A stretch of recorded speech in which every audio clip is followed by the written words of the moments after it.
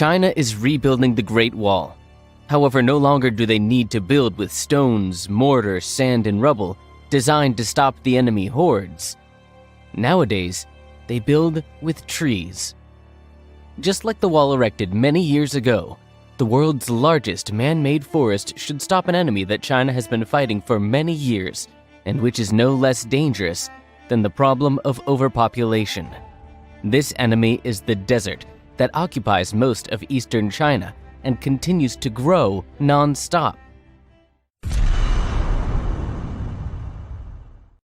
Although China has an area comparable to that of the United States, only 12% of it is arable land.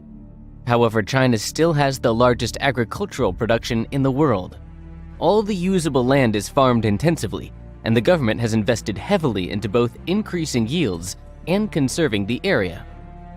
It is incredible that such a populous country managed to become self-sufficient in terms of food supply. A striking example of self-sufficiency can be seen in the Xinjiang region in the northwest. It's an almost desert region, but thanks to drip irrigation and technological systems that reduce evaporation, people in Xinjiang grow vegetables without rain. What's the result? Tomatoes, garlic, onions, watermelons, melons, and much more have received international recognition and can compete in taste with fruits grown in southern Italy.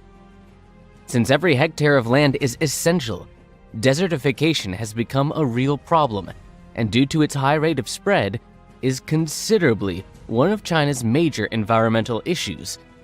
And these sandy lands, currently covering up to 27% of the country's territory, are growing rapidly. By 2006, they were devouring usable land at a rate of nearly 1,000 square miles a year, up from 600 square miles in the 1950s. The most insidious enemy is the Gobi Desert. It extends over 386,102 square miles across China and Mongolia, and is one of the driest deserts on Earth. Sand and dust regularly flood farms and villages, blocking roads and railways. Hundreds of thousands of tons of this substance end up in Beijing and other cities, posing a serious health hazard to their residents. Researchers estimate that desertification costs the Chinese economy billions of dollars a year. Therefore, the need to build a new Great Wall of China arose, and this time, it's green. Unlike the 5,500-mile-long fortification wall erected in the 8th century BC to separate the Celestial Empire from the Mongolian steppes, the Great Green Wall of China is the largest forest planting project on the planet. Its goal is to create a 2,796-mile-long green belt to halt the expansion of the Gobi Desert, while reducing millions of tons of carbon dioxide emissions. If all goes as planned, by 2050, China's forested area will increase from 5% to 15% of the country's total land area. The country decided to create shelter belts along the southern outskirts of China's 4 largest sandy massifs and 8 deserts, as well as along the lowest plateau. This is because the main Chinese deserts are located in the north, northeast, and northwest regions of the Celestial Empire, and the program is designed to protect the country from desert encroachment from the north. The name of the program itself can be roughly translated as Forest Protection of the Three Norths. At the same time, another unofficial name arose, Louis Chongqing, the Great Green Wall of China. Its author is believed to be Deng Xiaoping himself. The Chinese did not wait long to initiate the project, and soon, the main legislative body of the country made a decision obliging every citizen above 11 years old to plant at least 3 poplars, eucalyptus, or any larches annually as a contribution to the common cause. Villagers are paid for planting seedlings, and in some places, the government leases private land for planting forests. Entrepreneurs grow and sell seedlings and harvest mature trees for lumber. All of this is reported to have reduced in poverty in many areas, and it definitely made some people very rich. And so, in recent decades, instead of relying on revolutionary fervor, the government used capitalism to grow trees. The largest environmental project in history involves several methods of reforestation. rows of grass and common local trees are planted first. Along the second line, rows of drought-resistant shrubs are planted. Then in go the most resistant trees, such as poplar. Different teams are hired to plant them, and seeds are scattered from planes. Not only are professionals and volunteers involved in planting trees, but also Chinese officials, including ministers. In total, more than 500 million people partake in this noble event every year, while the number of planted trees reaches billions. At this time, the project aims to plant 100 billion trees by 2050. Obviously, new technologies made their own contribution. The Chinese now have an opportunity to plant trees not only in person, but using online platforms. Donations are collected on authorized sites, which are then used for planting.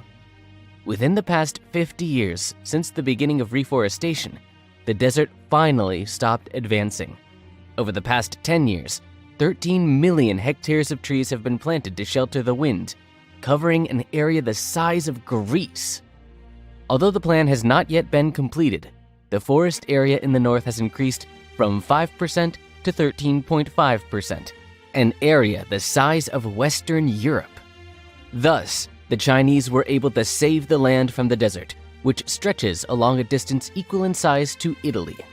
In the areas where the very first trees were planted, the forest has now grown and the amount of rainfall has increased. Thanks to plants, the soil can retain rainwater, and the streams have increased their runoff. Wherever the land used to be dry and barren, there are now natural parks, such as the Seihanba National Forest Park, the main attraction in northern China.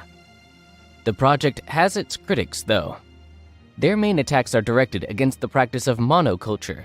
In most cases, only one species of tree was planted, which makes forests vulnerable to epidemics.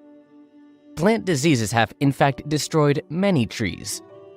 In 2008, 1/5 of the trees perished, and in the winter, hurricanes destroyed 10% of that year's work.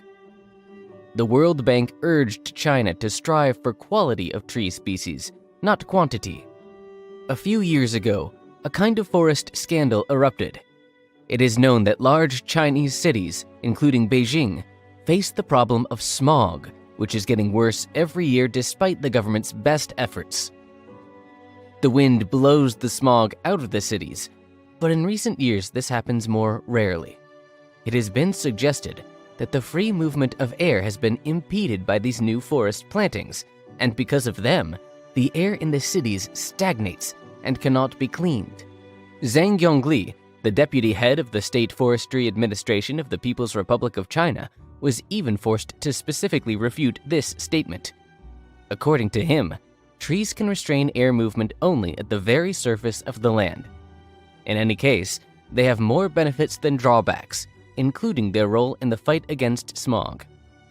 This may not be a perfect plan, but we cannot forget that China has recently planted more trees than the rest of the world combined.